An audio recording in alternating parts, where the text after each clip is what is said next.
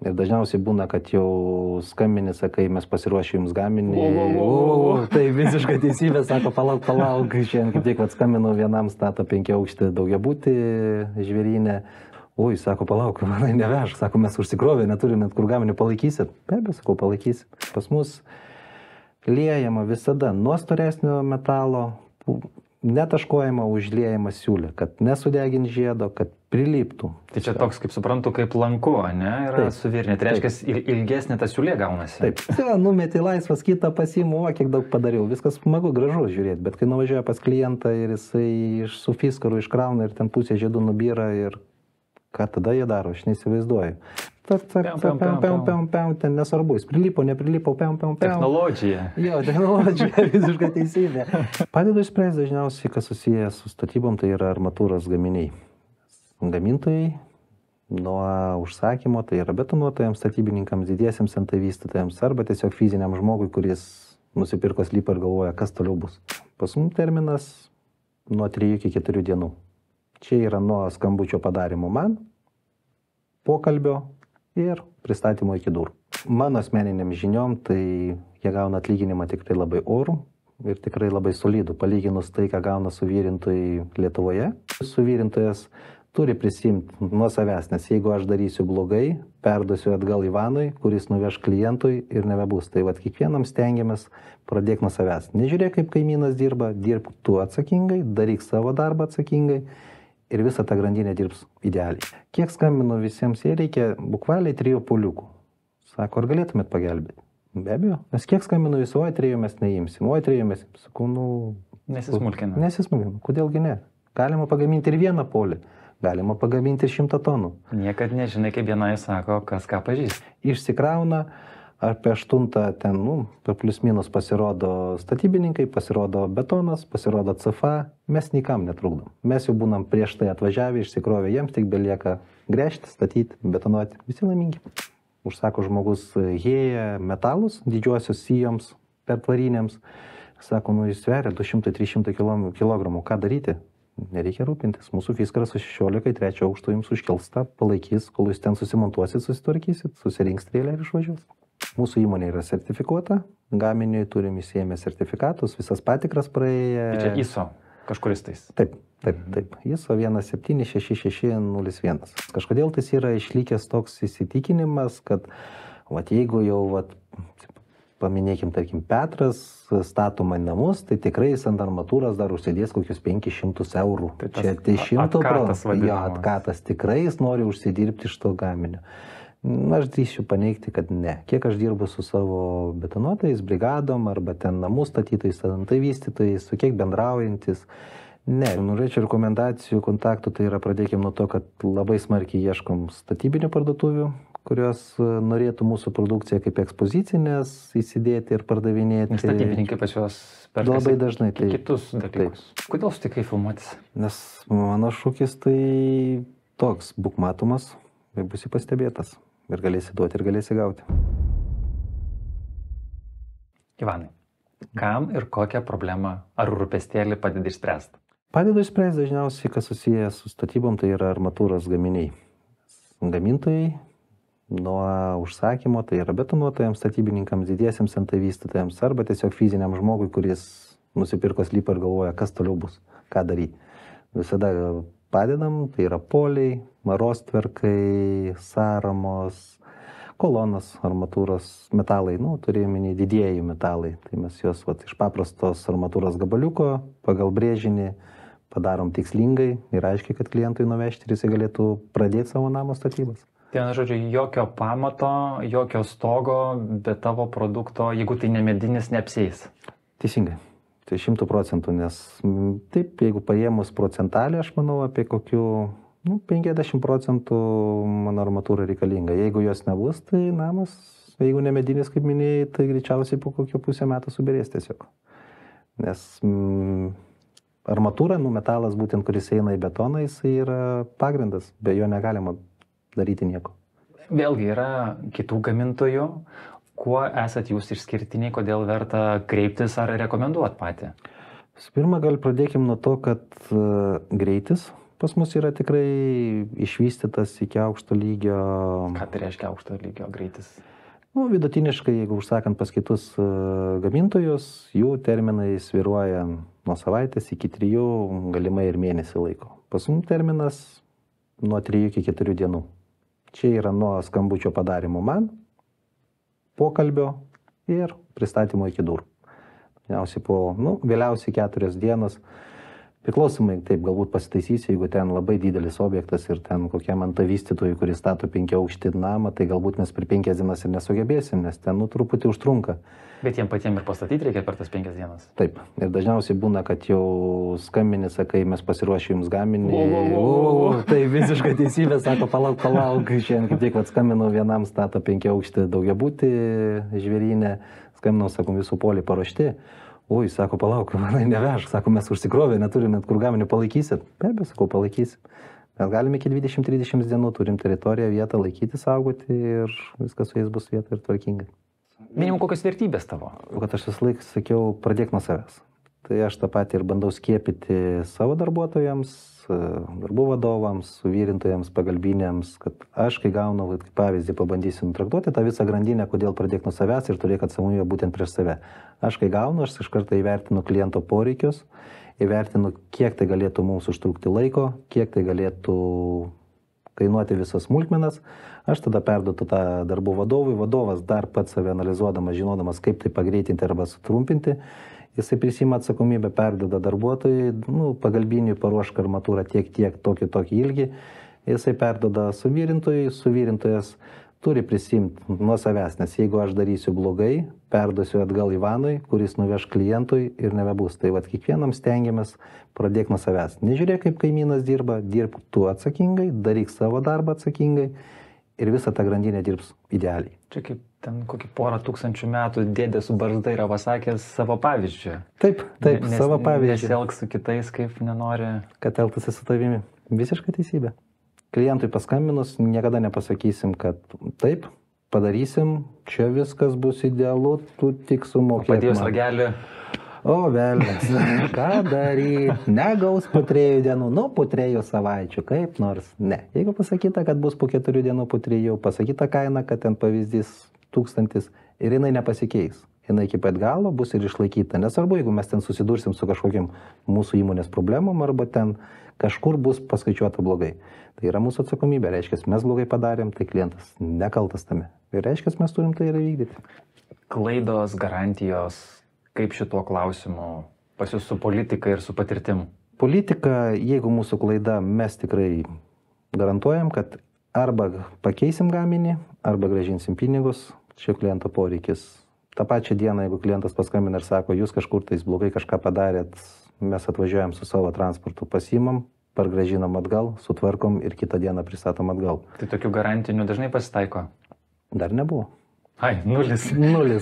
Apskritas 0. Tokių nepasitaiko. Stengiamės darytis atsakingai, kad nereikėtų perdarinti to. Yra buvę, kad čiut neišvažiavo gaminys iš sandėlio, bet laiku buvo pastebėtas ir tiesiog visi darbai mesti, nes turėjo į mašiną išvažiuoti. Perdarytas, bukvaliai per pusę dienos ir išvažiavo toks, koks turi būti. Čia ten aukšta kokybė. O kas tai yra armatūros klausimais kokybė? Nes aš įsivaizduoju, tai yra metalas su savom savybėm ir tada yra jau jo sulipdymas, virinimas. Taip. Tai koks metalas, koks virinimas, gali apie tai plačiau?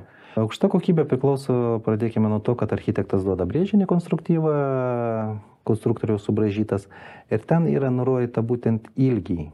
Priklausomai, kur dėsis ten poliai, rostverkai, sąramos, ypatingai su sąramom. Tai jeigu yra nurodyta, kad sąrama plotis 2 metrai, tai neturi būti 2 metrai. Bus 2,02, tiesiog nebemanoma bus į tą skylę jos įdėti. Tai mes visada išlaikom tos, milimetrai, centimetrai paklaidos neturi būti. Antras tai yra suvyrinimo. Pačio būtent suvyrintojo žinios ir gebėjimas padaryti savo darbą. Nes jeigu paimti, kaip didžiąją dalis man žinoma, girdima, kad greičiau atlik darbą, tu gali tą patį armatūrą, prie armatūros žiedą tiesiog taškuojant. Ten nesvarbu, jis prilipo, neprilipo, Technologija. Jo, technologija, visiškai teisybė. Numeti laisvas, kitą pasiimu, kiek daug padariau. Viskas smagu, gražu žiūrėti, bet kai nuvažiuoja pas klientą ir jisai su fiskaru iškrauna ir ten pusė žiedų nubyra ir Ką tada jie daro, aš neįsivaizduoju. Su vėlutėm turbūt riša. Turbūt rankiniu būdu ką daryti, jeigu dabar betonas, CFA visi stovi, nebeturi dažniausiai laiko ten analizuoti, ką daryti. Metai ir skandina tą betoną. Pas mus nėra, pas mus liejama visada nuo storesnio metalo, netaškojama, užliejama siūlė, kad nesudegint žiedo, kad priliptų. Tai čia toks, kaip suprantu, kaip lanku, ne, yra suvirinė. Tai reiškia, ilgesnė ta siūlė gaunasi. Taip, jinai ilgesnė, pagal standartą ten turėtų būti iki, dažniausiai brėžiniai yra nurodyta, ten pusė, 5 mm, centimetras priklausoma nuo armatūros storio, kiek užlieti. Mes vis laik stengiamės nepersistengti ir nuo didesnės, kodėl pabrėžtinai nuo didesnės armatūros, todėl kad suvirinimo aparatas duoda tą pirminį impulsą didesnį ir jeigu pradėti nuo, tarkim, armatūra 12 mm storis jos, ten, kitas žiedas 6 mm, pradedant nuo 6, tu sudegini momentaliai. Nes natūraliai pradeda ten greičiau dega, lydytis ir ta jau nebeužtenka priklijuoti. Tai pradedi nuo pačios, jinai pralydo tą didesnį ir užkabina mažesnį, tuo metu ir nesudegindamas. O tai čia yra sudėtingesnis procesas ar tiesiog yra sąmoningumo klausimas? Čia sąmoningumo, čia ilgesnis procesas pats ilgesnis. Tai yra per visą dieną, per savaitę, per mėnesį mūsų suvirintojai taip padaro mažesnį kiekį, bet jie padaro geriau. Geriau kokybiškiau, bet ne greičiau. Greičiau tai vieną kartą nuveši klientui, antrą kartą su nubyrėjusiais žiedais, kuo viskas baigsis, ketvirtą kartą nieks nepaskambins. Darbuotojų, kad jie būtų tokie atsakingi, tai jiems vėlgi reikia kažkokią skatinimo sistemą, kaip šito klausimu. Šito klausimų skatinimas pas mus yra tai, kad mano asmeniniam žiniom, tai jie gauna atlyginimą tikrai labai orų ir tikrai labai solidų, palyginus tai, ką gauna suvirintojai Lietuvoje. Aš neimu ten. Svečiai esi iš tolimųjų rytų? Taip, svečiai iš tolimųjų rytų arba pačių Vokietijos arba ten Švedijos rinkos, nors mano atlyginimą, kiek jau atvažiavę, dabar toks pasidalinsi, atvažiavo nesenai iš Švedijos suvirintojas, naujas darbuotojas. Mes jam pasiūlėm mūsų atlyginimą, sakom, klausimas, kam aš buvau išvažiavęs. Mes galime gauti ir čia tą patį. Ir todėl žmogus žino, jisai gauna savo jam adekvačiai atlyginimą, kuris atitinka jo darbą ir jisai stengiasi dirbti gerai. Tai gaunasi jūs brangesni dėl to esat, nes darbuotojai brangesni? Ar čia yra dėl greičio jūs kompensuojat? Brangesni mes nesam. Mes rinkoje esame pigiausiais nepavadinsi, bet tikrai... Netaškuojam. Taip, mes esam kokybiškesni. Tas tai tikrai. O dėl kainos atžvilgių, rinkos mano kiek daryta analizė, pagal visą brangumą esame antri. Netgi sakyčiau iš visos Lietuvos. Vieną įmonę žinau, neminėkime, kuri yra pigesnė. Apie kitus gerai arba nieko? Taip, aš gerbiu konkurentus, gera konkurencija tai yra visada sveika ir bus sveika. Ir kuo daugiau konkurencijos, to yra geriau, nes mes mokomės ir iš jų ir kažką sužinom. Bet jie turi tokią galimybę, nes iš trečiųjų šalių, kaip jūs sakei, žmonės atvažiuoja, kurie atvažiavo dirbti ir naktį, ir dieną, ir jiems duok biškai didesnį pinigų negu ten, kurie uždirbo. Galima taškuoti, atiduoti daugiau, ir automatiškai padaryti čiut pigiau. Čia jau vertybiniai klausimai. Taip. Ko kam reikia? Taip, ko kam reikia. Tai kas yra paties idealus klientas? Mano idealus klientas, pradėkim, kad mes vertinam visus. Tai nuo paprasto žmogaus, kuris fizinis, tik nusipirkė žemę ir pradeda statyti, visada gali paskambinti, mes pakonsultuosim ir ką reikia nuo ko pradėti. Tie, kurie dar aukščiau kyla, kaip sakoma, tai yra betonuotojai. Paprasti statytojai, kurie stato namus, tik pamatus lieja arba iki rakto daro, tai yra pamatai, blokeliai, stogai, ir be abejo. Žodžiu, visur, kur yra betonavimo prisilietimas, tai yra tavo auditorija. Taip, ir didėjant vystytojai, kurie daro tikrai didelius objektus, mes esam pajėgus tą padaryti ir mielai bendradarbiausi. O kaip yra su privatuku? Gali kreiptis kokio kalibro, gal yra kažkokių tais apimčių, kurių jums tiesiog neįdomu? Nėra tokio, mums viskas įdomu. Tai ir garažiukui ten pamatus galit tiem pamatam paruošti. Taip, yra buvę ne vienas atvejis, kai žmogus paskambina, kaip tik dabar atsiminiau vieną pavyzdį, skambino iš Restos bus paroda ir menininkė. Skambino, sako, darysiu Lukiškių kalėjime, ten, paskui Restoj. Kiek skambino visiems, jie reikia bukvaliai 3 poliukų. Sako, ar galėtumėt pagelbėti? Be abejo, nes kiek skambino visų, 3 mes neimsim, 3 mes imsim. Sakau, Nesismulkina. Nesismulkina, kodėlgi ne? Galima pagaminti ir vieną polį. galima pagaminti 100 tonų. Niekad nežinai, kaip vienai sako, kas ką pažįsta. Visiška teisybė. Kur ta rekomendacija? Kur ta rekomendacija, taip. Taip, tai mes mielai pagelbėjom, pagaminom su pristatymu netgi, kad ir 3 vienetukus savo mašiną įdėsim, nuvešim. Tai, jeigu gerai girdžiu, tai žmonės neturi rūpintis pristatymu. Ne, neturi. Nes aš visada, kai mums paskambina klientas, mes dažniausiai pateikiam su pristatymu iki pat durų. Kadangi turim savo fiskarus, savo transportą, savo logistiką, paskaičiuojam, išdėliojam ir visada stengiamės, nes didžiąją dalis statybininkų pradeda darbus apie 8 ryto darbuotis, tai mūsų mašinos yra taip sudėliotos, kad jos išvažiuoja iš gamybos, pusė 7 dažniausiai išvažiuoja, pusė 8 jos jau būna vietoje, išsikrauna. Apie 8 ten, plius minus pasirodo statybininkai, pasirodo betonas, pasirodo CFA, mes nikam netrukdom. Mes jau būnam prieš tai atvažiavę, išsikrovę, jiems tik belieka gręžti, statyti, betonuoti, visi laimingi. Tai jeigu turit savo parką, tai o kokios tos logistinės galimybės? Logistinės galimybės mes šiuo metu turim 4 mašinas, 3 mašinos yra 3 fiskarai, taip vadinkim, yra trumpesni truputuką, jie veža iki 4 tonų gali vežti ir iki 7 metrų ilgio. Ir turim vieną fiskarą galingą, kuris turi 16 metrų strėlę, gali tuo metu vežti apie 8 metrus, 12 tonų ir netgi pasiekia, nes būna kartais tokiu atveju, užsako žmogus hėja metalus didžiuosius sijoms per tvarinėms. Sako, jis sveria 200-300 kg. Ką daryti? Nereikia rūpintis. Mūsų fiskaras su 16 3 aukšto jums užkelsta, palaikys, kol jūs ten susimontuosit, susitvarkysit, susirinks strėlę ir išvažiuos. Tai praktiškai kaip ir paslaugų gali teikti fiskaro nuomą? Taip, mes ir teikiam. Tai šalia yra gretutinė veikla? Taip, fiskaro nuomas. Dažniausiai visos mašinos yra užkraunamas ten 1, 2, 3, kiek užsakymų išveža rytinius, kaip ir minėjau prieš tai, išsikrauna ir važiuoja paskui į miestą su klientais darbuotis, pervežti kažkur tais, ar iš statybvietės į statybvietę, kokius blokelius, ten USB plokštės ir visa kita. O jeigu žmogus neturi brėžinių, ką tada jam daryti?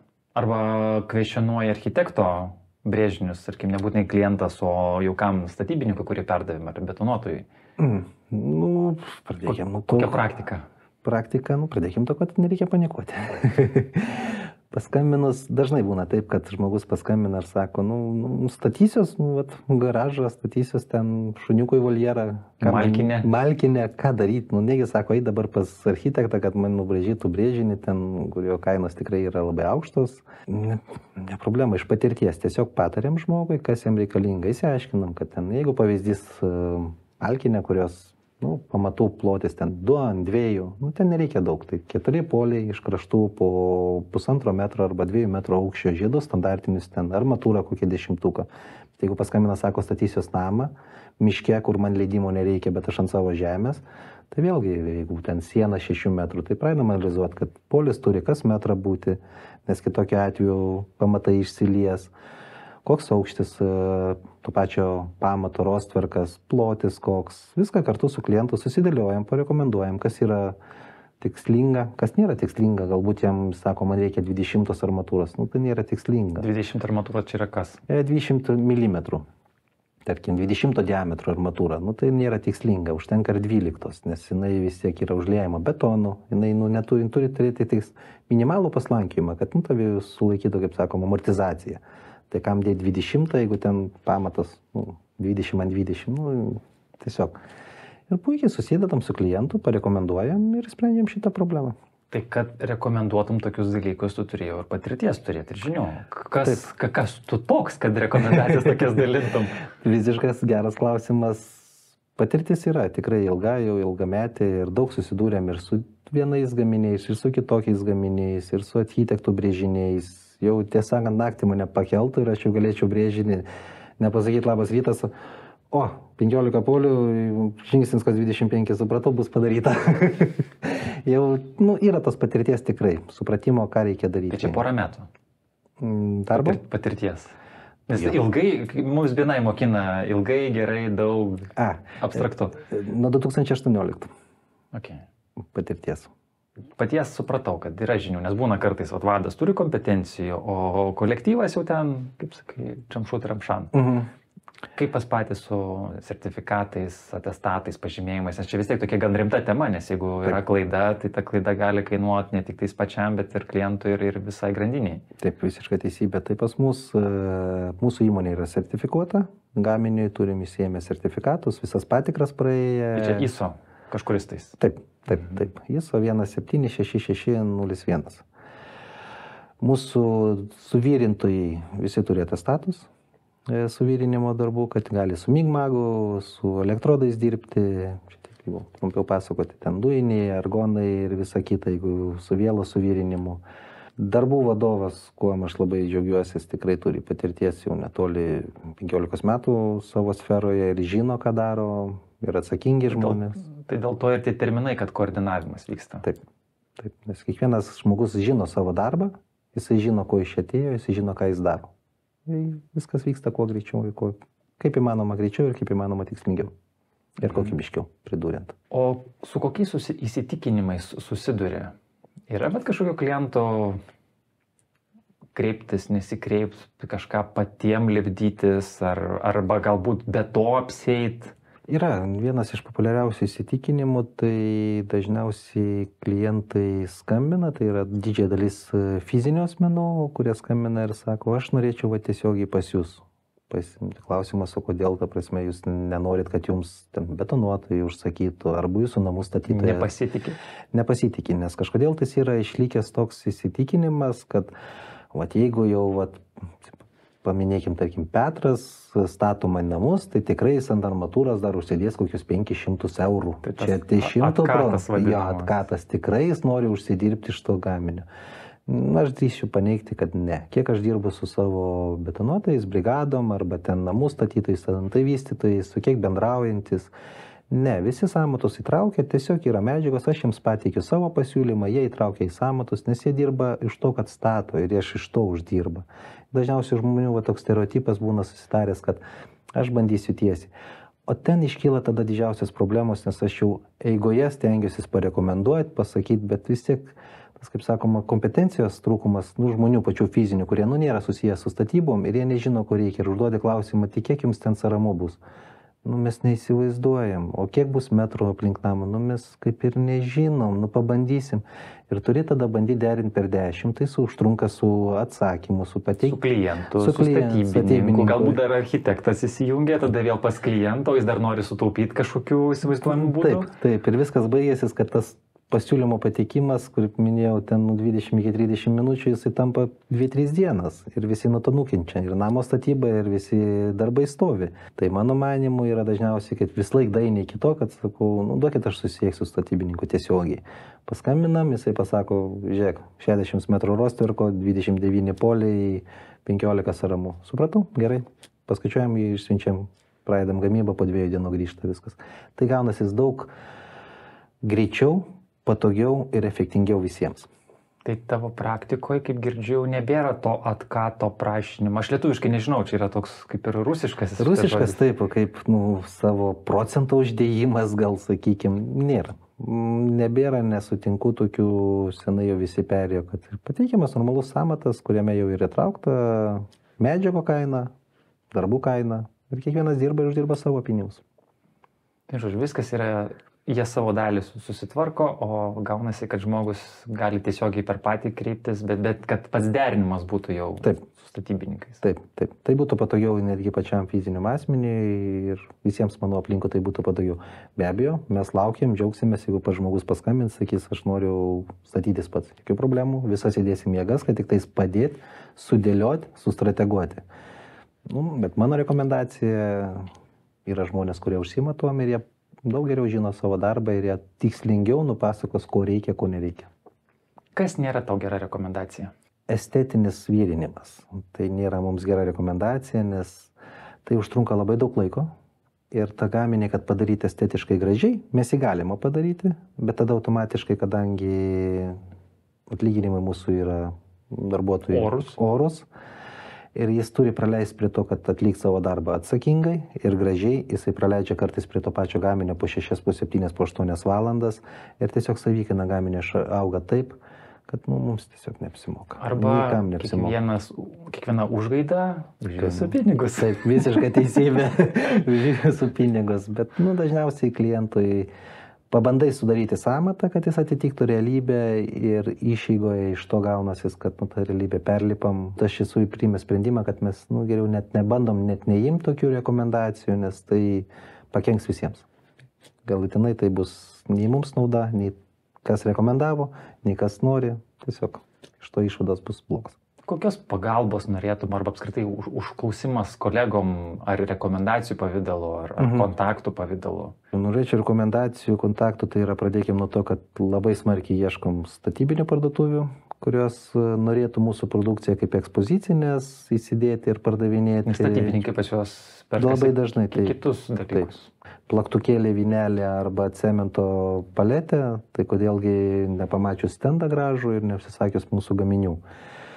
Tada armatūros tiekėjų smarkiai ieškau, dirbam šiuo metu, bet norim rinką išeiti Turkiją, Lenkiją, Ukrainą, kad galimai galėtumėm iš ten pirkti. Taip, iš ten pirkti, atsivežti iš savo ir pasiūlyti dar konkurencingesnę kainas, kad visiems būtų gerai ir tiem patiems žmonėms, kurie statosis, būtų galimybė pasiūlyti pigiau, nes šiuo metu su Lietuvos rinka mes nebeturim kur trauktis dar žemiau, kad kažką padaryti iš jų. Tai jeigu reikės Rostverkų, polių, pamatam dalykų, Ivanas iš Invelijos, kreipkitės, kontaktai yra po šių video. Jeigu turėsit klausimų, taip pat užduokit, galėsim atsakyti. Ačiū tau. Ačiū. Gyvers geil. Gyvers geil. Buvo malonu.